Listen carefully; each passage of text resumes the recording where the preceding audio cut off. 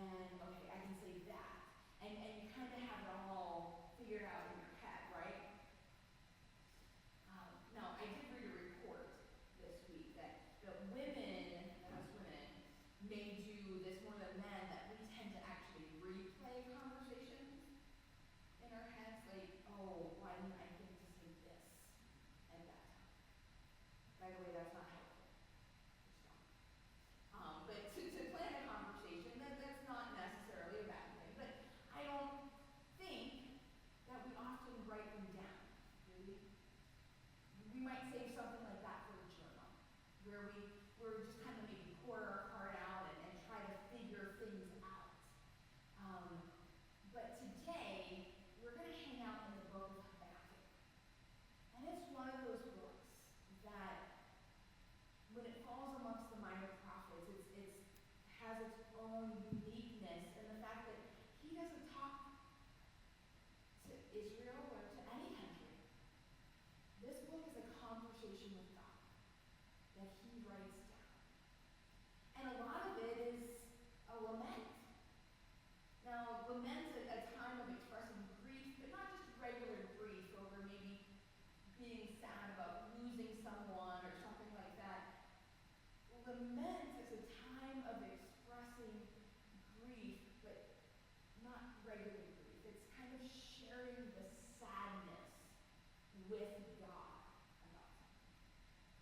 Like right now with what's going on in Texas, that we can lament with God for that. Over the loss of life and everything that's going on. That's lamenting when something that's out of our control breaks our heart the way it might break God's heart. And we can just sit and have a moment of sadness with God. And that's what Habakkuk is. And I shared in the first service but that Habakkuk also might bring back a little stress in my life, because Habakkuk was the book that in freshman hermeneutics at Bible College, how many of you remember learning how to diagram a sentence in English class? Yeah. I don't even really teach, do they teach that anymore? Yeah, Lisa's like, I have no idea what you're talking about. You put the line, and you have the noun, and then the verb, and then the adjectives describing the noun, and the adverbs describing the verb, and then things go off there, and what they do, and all those things. Well, in hermeneutics, if you're having trouble understanding a passage of scripture, diagramming the sentences of the verse is actually very helpful. And that's one of the things you learn in hermeneutics. And so Habakkuk chapter 3, we had to diagram the entire chapter. Now, it was a long time ago, so I don't remember everything. But I still remember that I don't like to diagram sentences. But we'll get into Habakkuk 3, and he has a lot of good things to say. I do remember that. But Habakkuk falls in 2 Kings chapters 24 and 25, 2 Chronicles 36. That's when he was on the scene. So if you're doing things chronologically, that's when he was around. And the book is set up very organized. The first 2 chapters, Habakkuk shares his concerns, his complaints with God. And then God answers. And then that chapter 3 is Habakkuk's prayer to God about it all. So let's dive in and listen. The prophecy that Habakkuk the prophet received. How long, Lord, must I call for help, but you don't listen? Or cry out to you, violence, but you do not save? Why do you make me look at injustice?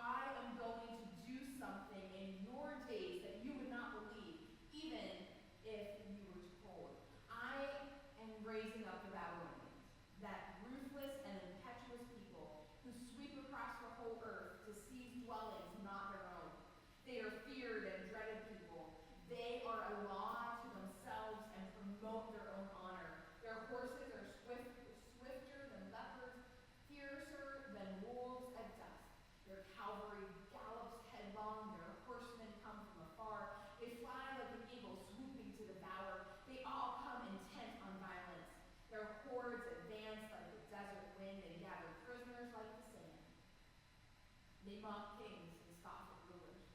They laugh at all the fortified cities. By building earthen ramps, they capture them.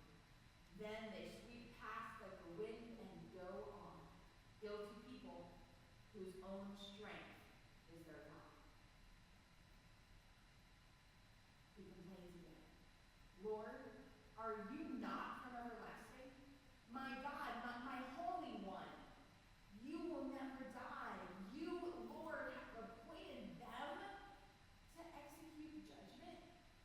You, my rock, have ordained them to punish. Your eyes are too pure to look on evil. You cannot tolerate wrongdoing. Why then do you tolerate the treacherous? Why are you silent while the wicked swallow up those more righteous than themselves? You have made people like the fish of the sea, like the sea creatures that have no ruler. The wicked foes pulls them up with hooks. He catches them in his nets and gathers them up in his dragnet, and so he rejoices and is glad. Therefore, he sacrifices to his net and burns incense to his dragnet.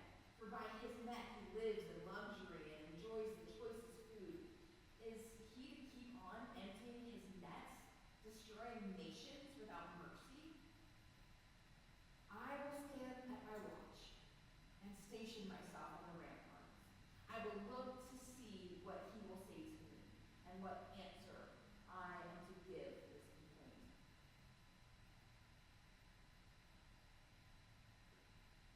Then the Lord replied, write down the revelation and make it plain on tablets so that a herald may run with it. For the revelation awaits an appointed time. It speaks of the end and will not prove false. Though it linger, wait for it. It will certainly come and will not delay. See, the enemy is puffed up. His desires are not upright, but the righteous person will live by his faithfulness. Indeed, wine betrays him. He is arrogant and never at rest, because he is greedy as the grave and like death is never satisfied. He gathers to himself all nations and takes captive all peoples.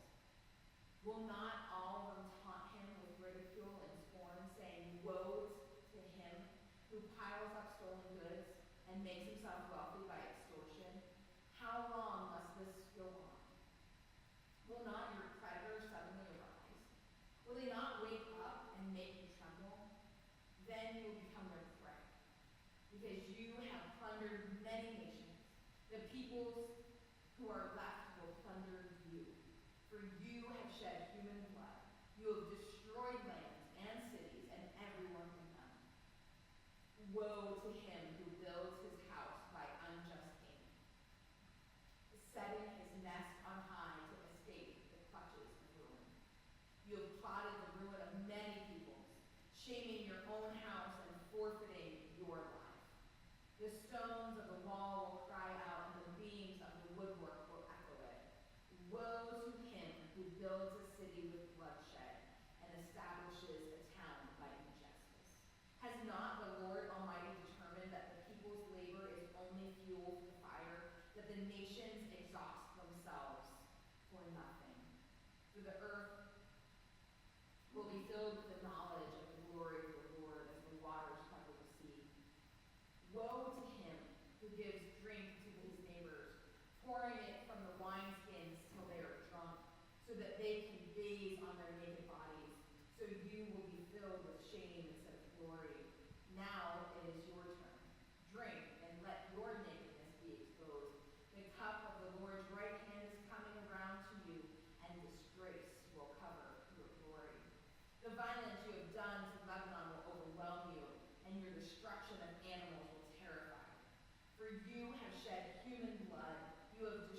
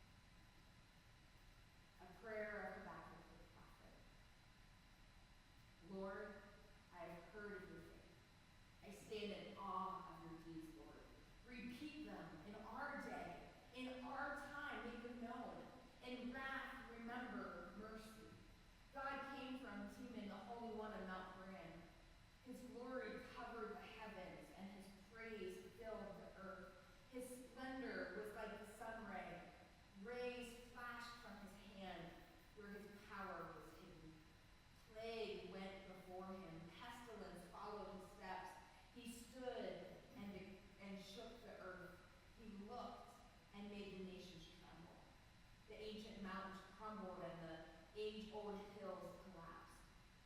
But he marches on forever. I saw the tents of Cushan in distress and the dwellings of Midian in anguish. Were you angry with the rivers, Lord? Was your wrath against the streams? Did you rage against the sea when you rode your horses and your chariots to victory? You uncovered your bow. You called for many arrows. You split the earth with rivers. The mountains saw you and writhed. Torrents of water swept by. The deep roared and lifted its waves on high.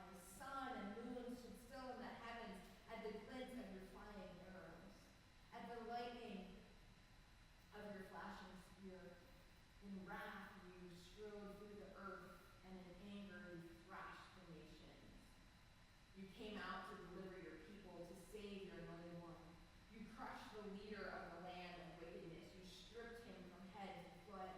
With your own spear you pierced his head when his warriors stormed out to scatter us, gloating as though about to devour the wretched who were in hiding. You trampled the seas with your horses, turning the great waters. I heard, and my heart pounded.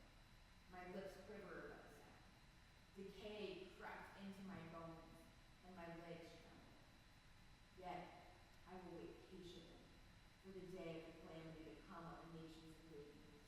Though the fig tree does not bud, and though there are no grapes on the vine, though the olive crop fails and the fields produce no food, there are no sheep in the pen and no cattle in the stalls, yet I will rejoice in the Lord.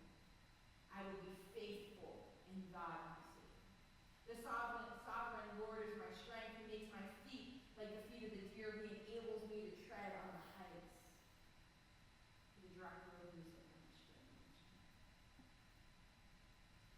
And so I hope that you could hear his two main complaints, right? Habakkuk's first complaint is Israel is off the rails. Life here is horrible. They're doing everything that is wrong, that is against you. And I can't take it anymore. What are you doing about it? How long do I have to sit here and watch and see all that's going wrong around me? And God responds. He's like, I know. I'm God. I know. I see. And I have something I'm going to do. I'm going to send Babylon, and they're going to devour Israel for their injustice. So Habakkuk comes with a second complaint, and he's like, God, are you kidding me? Babylon's worse. They're so much worse. He's like, Israel's bad. They're not giving you any time, but like Babylon doesn't even want to know you.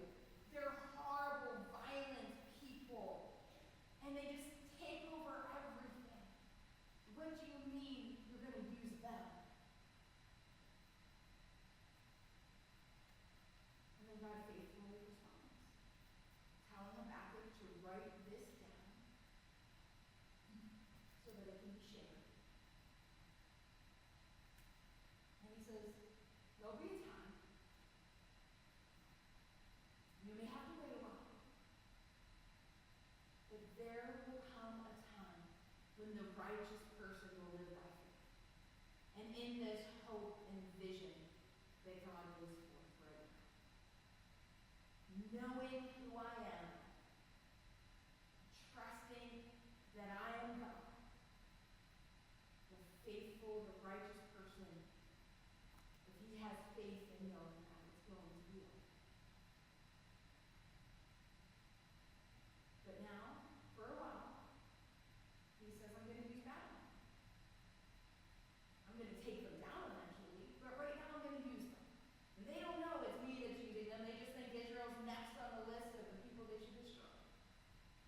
But it's my plan, and it's my ways, and this is me making things happen that need to happen. That I will take them down just like I will any unjust, violent, ungodly nation.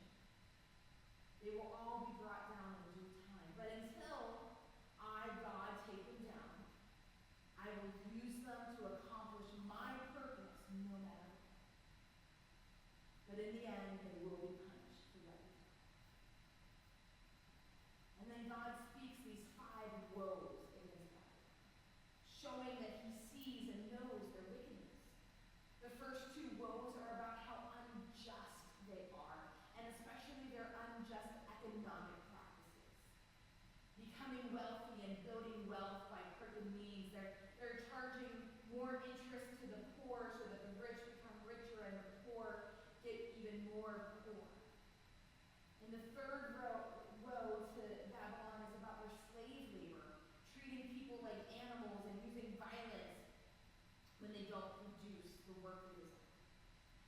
The fourth woe is about the abuse of alcohol by the leaders and their drunkenness and the things done while they're drunk that are disgraceful. And the fifth woe is the root of it all. The fifth woe is about idolatry. It's the source of what's causing all of this. Because Babylon has no desire to look at the one true God. Because they've made all the gods they want anyway. But he brings up a point. He's like, they're worshiping something that they themselves made. They don't talk. They don't have breath within them to help them. This woe is that Babylon has made money and power and national security into their own gods. And realistically, then they have basically become slaves of their national empire. Instead of recognizing the freedom they could have in God, they're so enslaved by all their made gods to do the things that they think they should do. And then it's after these back and forths that Habakkuk prays. And he asks that God would work like he did in the past. Because God is like, why can't you just do this now? Like the way you did back in the Exodus, the way you helped Israel every step of the way, you took care of things each time. Can't you do that again? How you defeated the enemy and saved your people and your anointed king. Can't you just defeat the evil now? He pleads that God would bring justice and rescue the oppressed and the innocent. And even as he pleads all of that and puts that all out in his prayer, in the deep of himself, Habakkuk knows that it is all going to happen. Because God is good and he's just, and he's confirmed that with him that all these things are going to happen, right? And his responses to him. Even if Habakkuk doesn't like how it's all going to play out right now, he knows and he trusts that God will do it. And so that's why he prays. He's like, I know that in your wrath you have gone through the earth, and in your anger you threshed the nations, and you came out to deliver your people and to save your anointed one. You crushed the leader of the land of wickedness. You've done all of this before, and I know you can and will do it. He said, I heard, and my heart pounded, my lips quivered at the sound. Decay crept into my bones, and my legs trembled. Yet I will wait patiently for this day of calamity to come on the nations that are under wickedness. And I love this. Though the fig tree does not bud, and there's no grapes on the vine, and the olive crop fails, and there's no produce in the field, and there are no sheep in the pen, and no cattle in our stalls, yet I will rejoice in the Lord. I will be joyful in God my Savior, because the sovereign Lord is my strength. He makes my feet like the feet of deer. He enables me to tread on the heights. And so even in the midst of all of the chaos, of all the calamity, of all the violence and injustice, and all the things that he is seeing and he knows is so going to happen, Habakkuk is hopeful because he understands who God is and that God is faithful. And if God has said the righteous will live by faith, then he knows it's going to happen. And even though he doesn't understand how it's all going to work out, he's going to trust in God because he's in control. And he knows that God loves the world and his people more than anything. And so knowing this, he can set his heart and mind at ease. And he can continue his journey of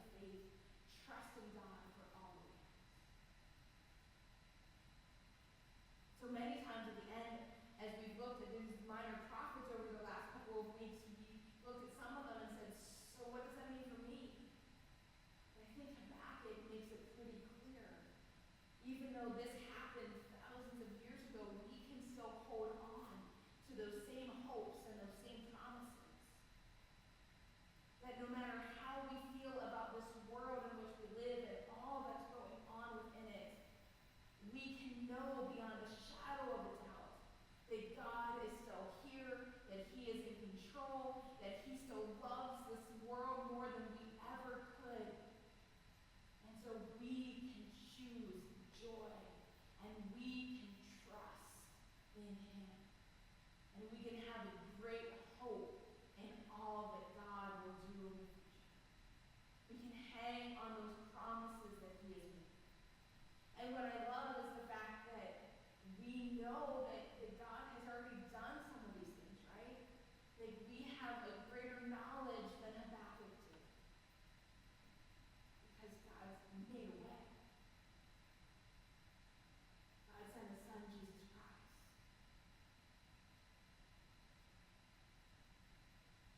And so while Habakkuk had to wait and trust on God, we know that He's already provided through His Son.